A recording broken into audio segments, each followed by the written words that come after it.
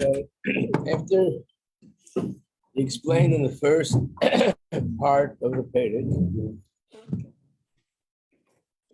that the neshama is different than the entire creation, everything in creation, from the lowest to the highest, even the malachim, the angels, all the worlds, everything comes from Shem Elokim. And the neshama is an exception, it comes from Shem Havaya. That's the difference between speaking and blowing, the analogy. So now he's going to explain how Shem Havaya is found in the neshama, it reflects in the neshama, all the 10 spheres. I mentioned yesterday that there's a second volume to Tanya. It's called the Shar Yichud Ve'Amunah, which talks about creation, how Hashem created the world. 12 prokim. That part of Tanya is also like all of Tanya, but this part of Tanya is very fundamental to the extent that when the Alter Rebbe wrote the Tanya, he was debating, should part 2 be part 1? And what we have today as part 1, should that be the part 2? In other words, should he even begin with the second volume because that's more fundamental? Or should he begin with the first volume? Obviously, at the end, he decided to begin with this first volume. But the Alter Rebbe left certain hints in Tanya itself that we should know that there was even a thought that the second volume should come first. So in that second volume, when it talks about creation, it talks about the letters of Hashem's name or the letters of anything that gives life to everything in the world, which is basically the name. The name of something is the source of life. So the Rebbe explains that the letters themselves, both when they're pronounced verbally, the audio, or the letters in terms of the shape of ink on paper, is related to the energy that's in that letter. In other words, just like today, you have a test that's done, let's say a test on the heart, the cardiogram. So if you look at the piece of paper, most likely you won't understand what you're looking at. But we understand the general idea. There are lines going this way, that way. And these lines are describing the pattern of the heart beat. We might not understand the details, but we understand the concept that the heartbeat is something which only a doctor could recognize. You put on a machine, you can't compare a piece of paper with lines on it to a heart that's beating. But again, the lines on the paper, the pattern of those lines, the in and out, and the ups and downs, and all the twists and turns are a very precise description of the pattern of the heartbeat. Is that understood?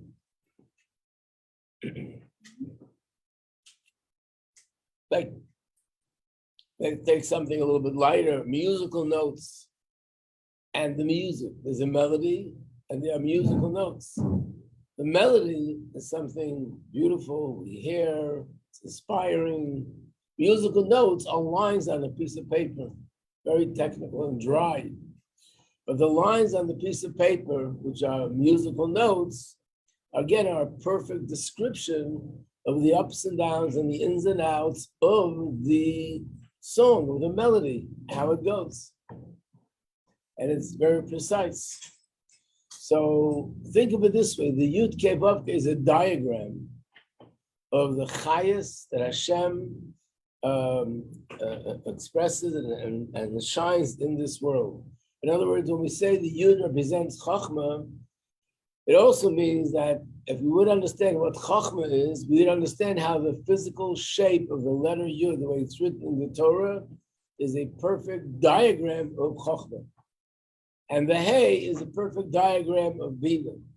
And the Vav is a perfect diagram, what is going to explain later in the 6 meters. And the same with the final height.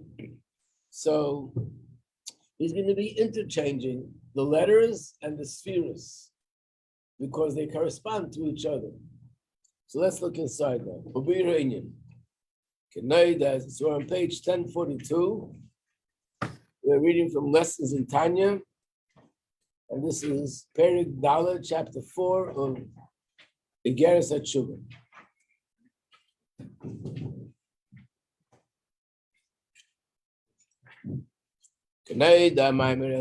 As it's known, the statement of Eliyahu Hanavi, which is in the Zohar and in the Siddur, and to the Pikas Asarti Kunin, you're the one that you brought out of yourself the 10 tikkunim.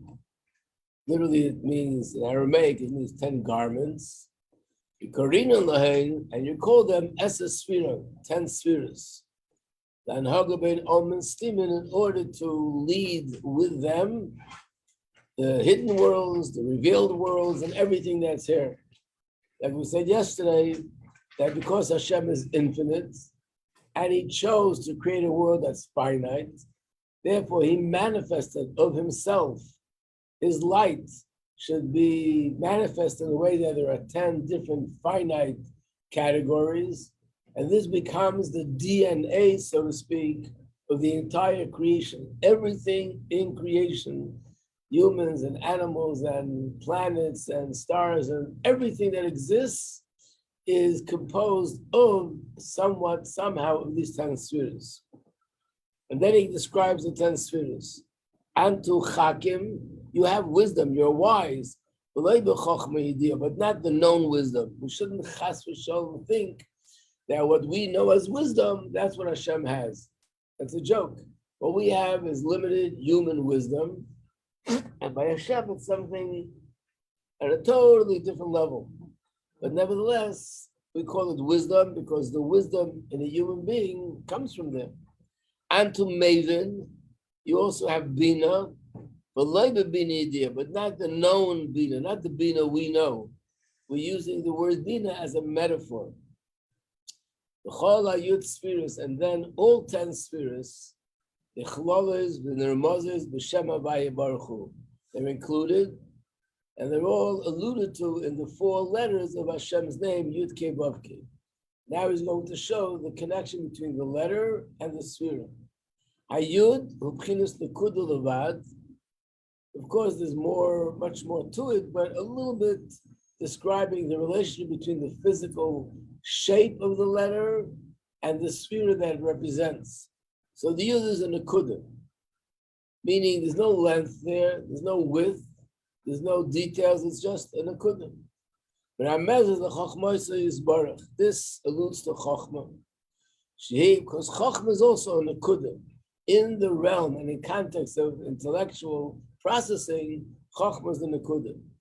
She b'chinas Helev, v'hester koidim shebol b'chinas ispashtus v'gilui hasoga v'avona.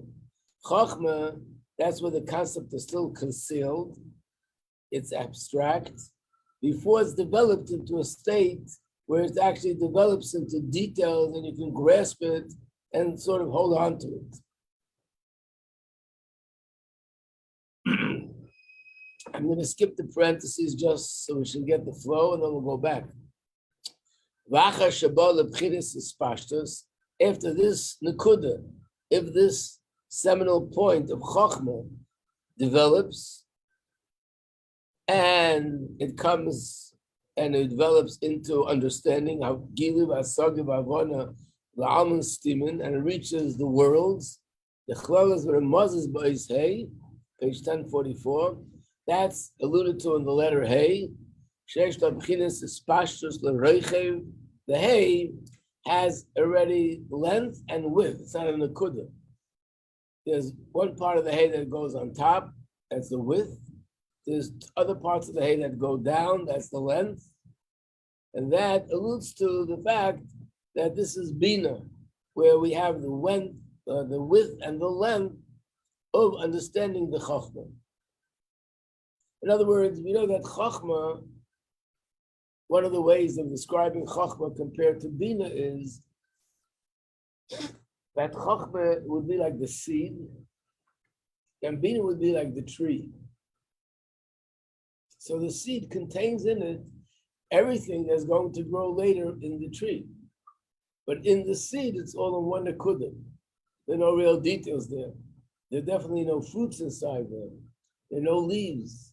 You don't see any wood in it. But in the seed, there is everything that will eventually grow out of it to become a full-grown tree. Or the same with the seed of a human being. A baby is born with 248 organs and all the different parts of the body. And a human being is a human being, the crown of creation with all the amazing things that human beings have. But it all begins with one nekuda, and that develops into a baby, into a human being.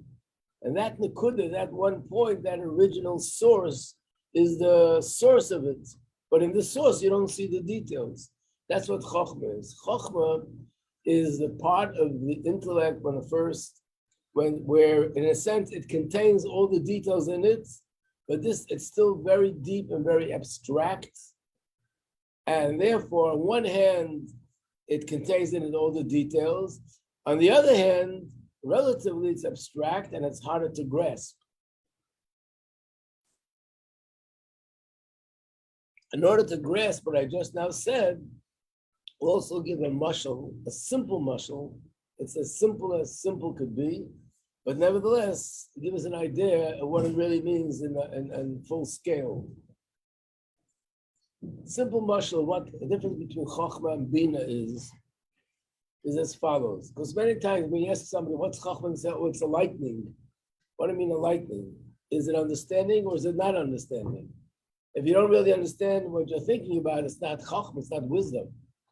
It might be a flash, it might be an inspiration, but don't call it Chokhmah. Call it inspiration. Chokhmah means wisdom.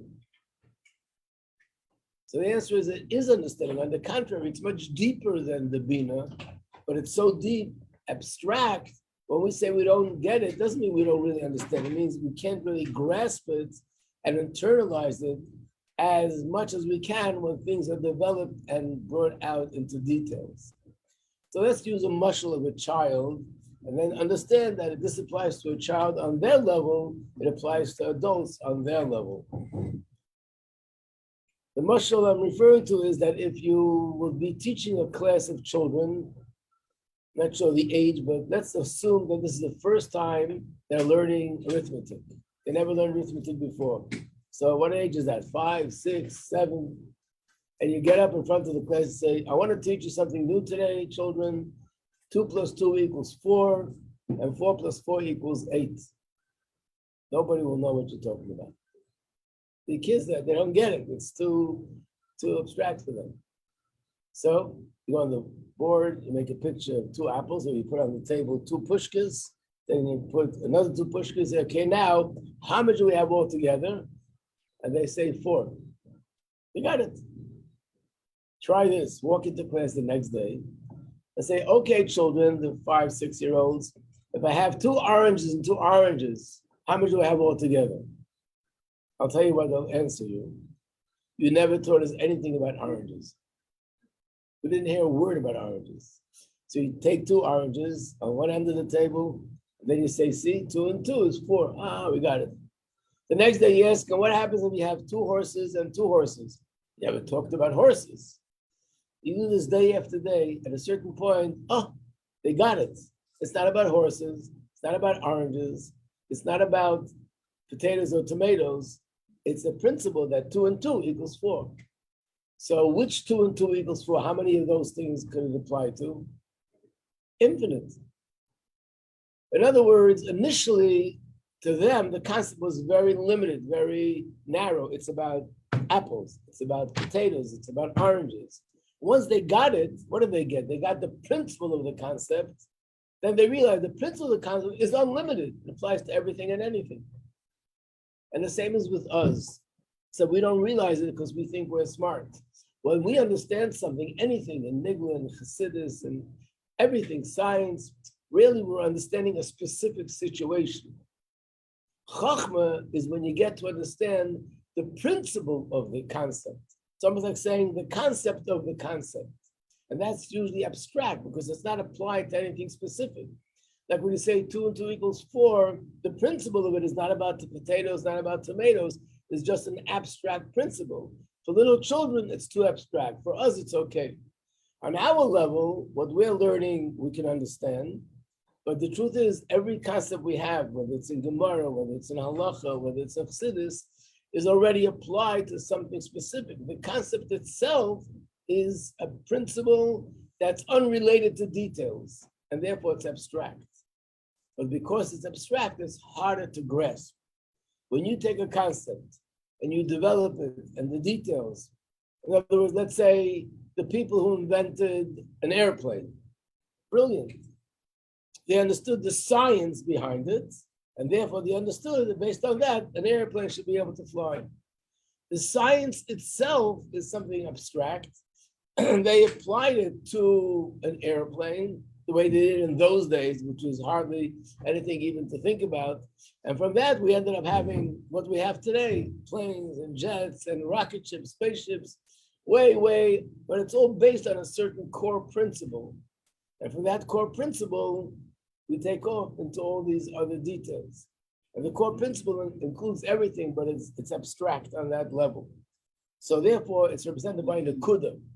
Bina means when you start developing it, like the tree, the seed develops into a tree, the human seed develops into a human being. And the other example that's more common in Chassidus is a wellspring and a river. When you see a river that stretches for miles and miles and miles, and could be wide a mile or more, really it comes from, some of them come from a wellspring. What's a wellspring? If you go to look at the source of it, you'll see somewhere from under the ground, there's a stream of water coming out, and it flows, and that flows, and it flows and becomes a river. So the wellspring, where it's coming from, is just a strand of water. What it develops into is something which is huge.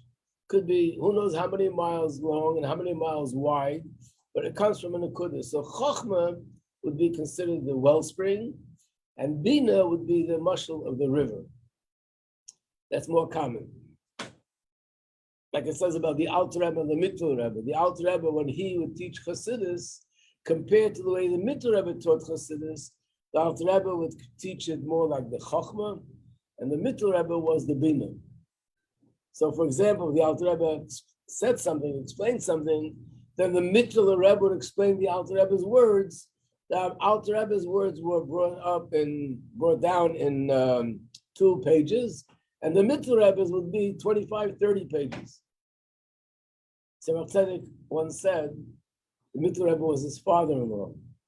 So he said, my father-in-law, he said in Yiddish, macht von a Wort a Quart. You know what a quart is? No. That you wash your hands with? Quart. Quart. Oh. But you wash your hands for negovasa, for washing for bread. He said he takes a word and it becomes a quart. You know, in English they say he makes a mountain out of a molehill. But the Havil. But this means the Alter Rebbe was the Nakuda, and that's Chochmah. The Mittel Rebbe was Bina. What is that little line on top of the Yud? You know that on top of a Yud, there are little lines, we call them crowns. So the little line on top of the Yud is Chochmah, that's the highest level. Now we'll go back to the parentheses. Ba'akoitz al HaYud, that little thin line on top of the Yud, the fact that it's higher than the Chochmah, because that's Hashem's will. And Hashem's will is much, much higher even than the Chochmah, as it's known. Page 1044. Yeah?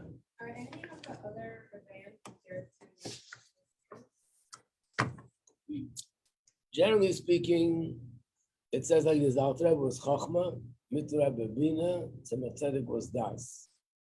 And then for some reason, which I don't know, and the Rebbe spoke about this many times, and the Rebbe Maharash was Netzach, the Rebbe Rashab was Hoid, the Friedrich Rebbe was Yesod, and our Rebbe is Malchus. The Rebbe never said, I'm Malchus, he said, our generation is Malchus. Why they skipped Chesed, Gvur, and Tiferes, I don't know.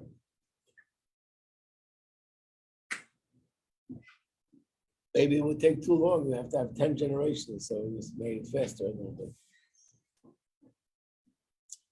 Of course, when you get to understand a little bit the difference between one Rebbe and another Rebbe, some of the things the Rebbe himself explained, why the Friedrich Rebbe is compared to Yesod, and why the Tzemach Tzedek is compared to Das. But this is very common, why the Alter Rebbe is Chochmah and the Alter Rebbe is Bina.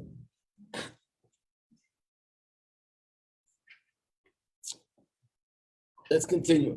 After we have the Yud and the K,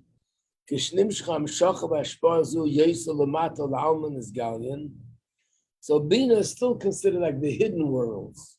Then when it comes to the more revealed worlds, we know that it says in the Zohar, the part that we read from Eliyahu Navi, there are hidden worlds and there are revealed worlds.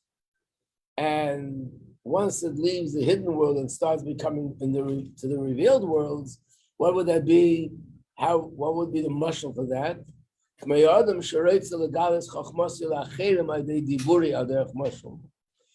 other words, when I understand something in my mind, even if I fully comprehend it, it's considered hidden because other people around me have no idea what's going on in my head. But when I communicate this through speech, through talking, I communicate to others what I understand and what I am able to comprehend, that's called the revealed world. In other words, thought and speech are the corresponding aspects in a person to the hidden worlds and the revealed worlds. Thought is the hidden world, speech is the revealed world. Because whatever goes on in my mind is hidden from outside of myself, and speech reveals to the outside what's going on inside. So with Hashem, this is hinted in the letters Vav and Hey.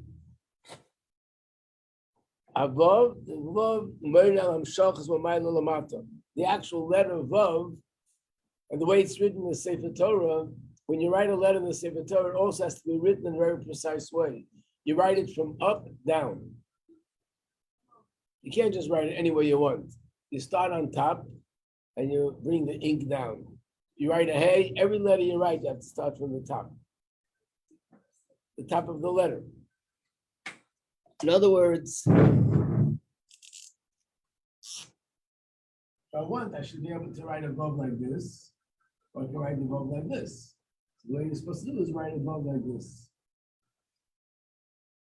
In fact, it's interesting because if you look at every letter in the Torah, they all start with a little curve on top like this. Let's say Aleph, goes like this, and there's this. But it starts with something like that, the base, something like this, that. That means that every letter, in a sense, begins with a Yud. Because everything originates from Chof. And on top of the Yud is that little thin line, that's Ratzin, that's Keser. That's why we call it a crown. Even in Halacha, they're called crowns. But the deeper reason is because they correspond to Hashem's crown, which is the willpower. So the Vav and the Hey is when that energy of Hashem starts being drawn down to the revealed worlds. That's one reason, because the Vav is a letter that represents the downward mode. Another reason why the Vav is Gam, page 1045. Hamshacha zu, this bringing down Hashem's light, he had midas chazdei v'tuvei v'shar medaisiv akdoshes. Bringing the light into the world that's connected to Hashem's emotional attributes. And generally speaking, this is included in the pasuk. Hashem Agdula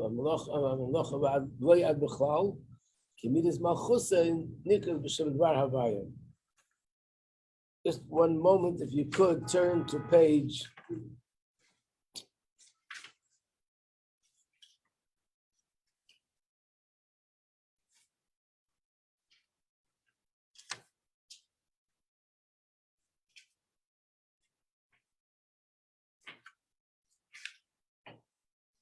Look at page 21, also in davening, plus it's part of davening.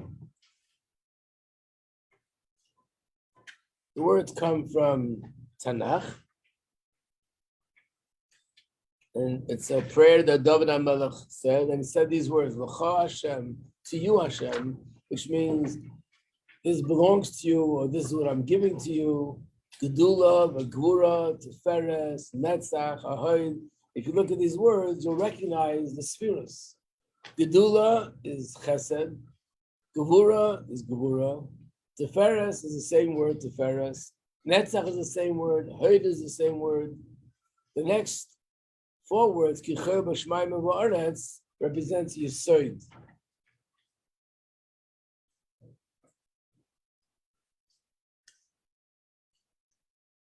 I don't know if I should go into it now, why, but maybe we'll get back to it.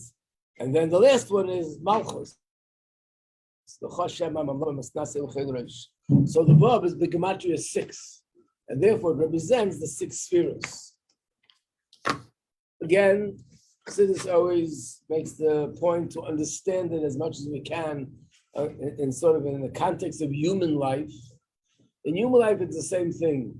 The difference between intellect and emotion is that whatever I experience intellectually is me experiencing something in my own little world. Where and when does it begin that there's some sort of a contact, a connection with someone outside of myself? That's emotion. Again?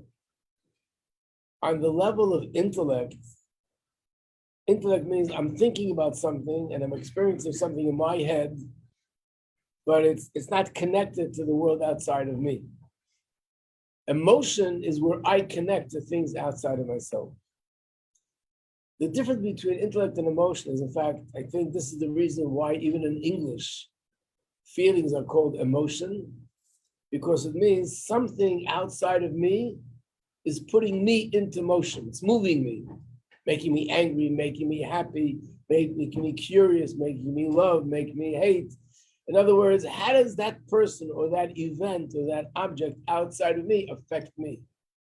So emotion is the part of the neshama that connects to things outside of itself. Intellect, you can understand the most amazing things, it doesn't move me. Like people complain, I'm learning Chassidus, I learned about the greatness of Hashem, and I was Chaim Yankel yesterday, Chaim Yankel today, Chaim Yankel tomorrow, nothing changed. What is this? And the answer is, of course, it's up in the head. It never comes down to the emotion. Emotion, that's the part of the neshama that's connected to the outside. And that's part of the neshama that's moved by something that I'm thinking about that's outside of myself. In fact, it's interesting, even people, there are intellectual people and there are people that are more emotional people. The interesting thing, intellectual people like to isolate themselves. They bury their heads in a book. They like to go into the forest. There's trees, nobody's around. Noise disturbs them. They want to be in their own little world. They can't.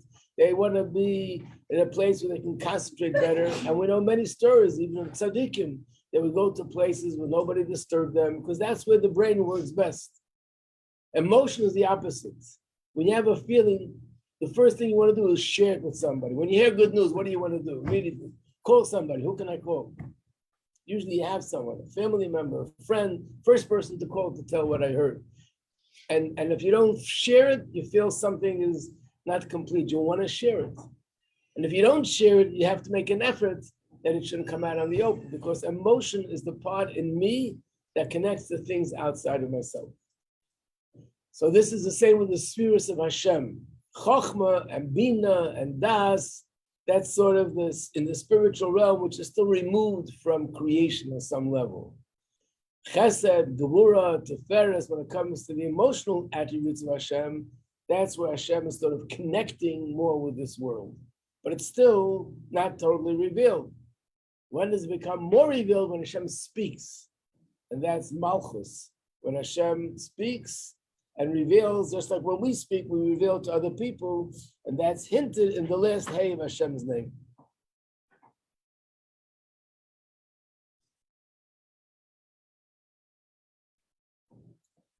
Did you ever wonder why Malchus is the last sphere?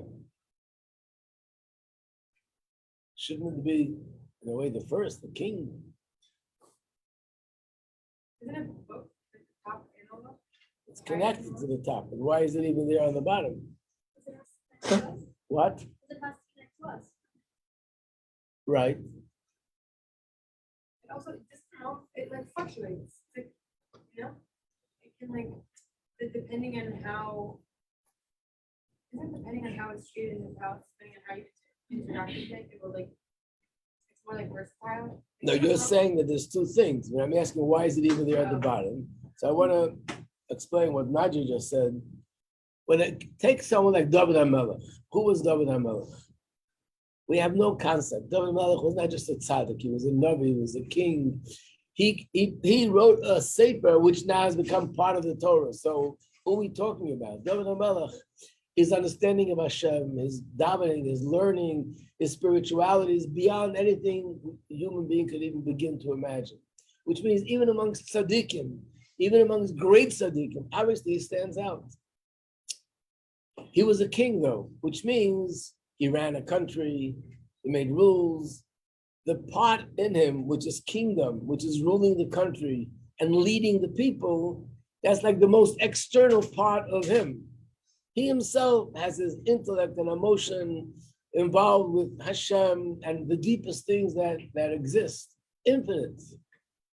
And the fact that he relates to other people and he rules them and tells them what the rules are, what to do, what they can do, taxes, all these things, that's like the lowest, most external part of him relating to things outside of himself. That's not what he's really all about. What he's really all about is so much deeper, so much greater, infinitely more than what he is in his relationship with the nation. On a personal level, that's what speech is, or action. When I do something, when I speak, that's what's coming out to others. There's much more to me, and the real me is what I am within myself, not how I manifest to other people. So Malchus is either speech or action in the human, in the neshama. It's the part of me that becomes revealed to others. And if you're thinking, so why use the word Malchus? Couldn't you use another word that made it more clear what we're talking about? Why use royalty? And then we have to do somersaults to understand why royalty is speech. And the answer is because every one of these words has so much more, almost infinite meaning to it. There's so many more details. What we're doing is we're touching the tip of the iceberg, if we can use that expression, to understand a little bit. So if we would understand the whole concept, we would see that the one word that includes everything about the attribute of Malchus, that's the most precise, perfect word to use. Because we just know a little bit of it, so we don't see why this word was chosen. But Malchus is really speech. In fact, even the Gashmias, the Dvar Melech Shilton, is a pasuk where it says, a king rules with words. He just says words and things happen. Like if you'd be sitting in this room and say, I want a drink of water. So you want a drink of water, go and get it. Except, Baruch Hashem, I have a swiss. The water brings the water. But a king says, I want something, it's done.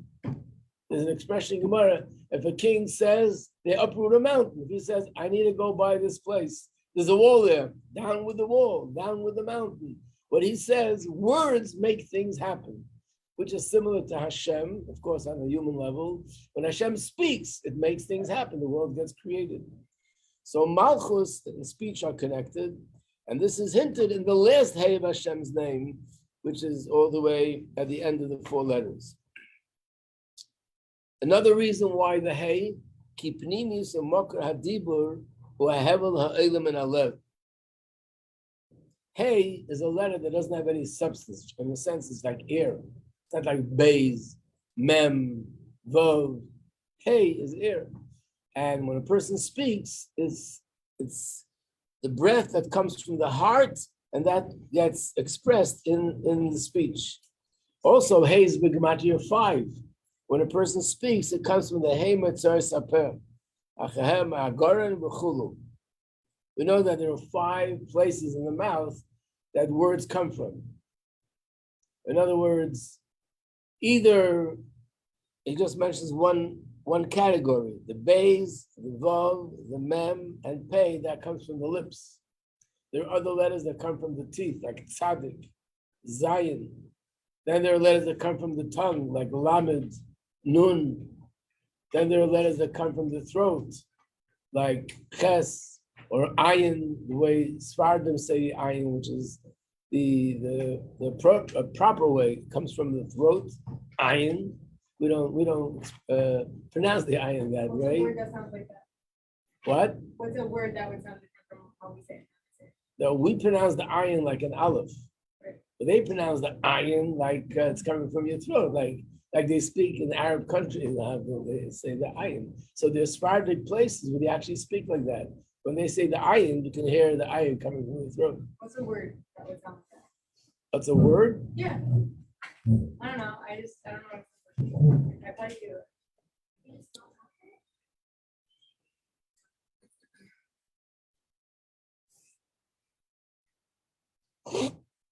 Well, some people try to copy that when they say Shema, because Shema ends up with an ayin. But very often people who don't really speak that way end up saying the wrong thing, like Shema. There's no gimel at the end. But if you pronounce the ayin properly, it would sound like it would come from the throat somehow. And the palate is the fifth one. So altogether there are 5 places. It's called the 5 gateways of the mouth. Yeah. At first, some told that the Yemenite Jews are the only ones who pronounce everything before the way it was pronounced Years ago. years ago. Is this true? I also heard that. I can't say I did the research, but that's what I heard. True. And it's also true that you heard that. The gamma haloris hey, and also pronouncing the hey is just air. But shikosu, like it says in the Zohar, when he describes the letter hey, he says asa klila.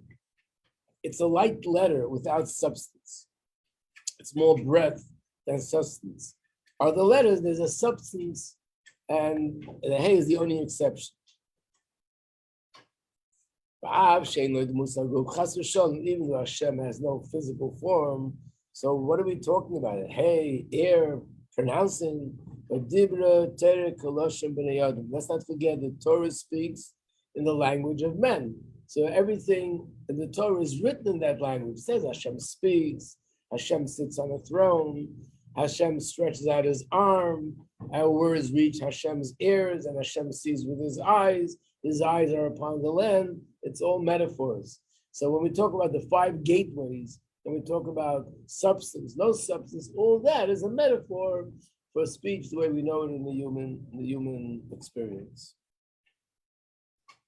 When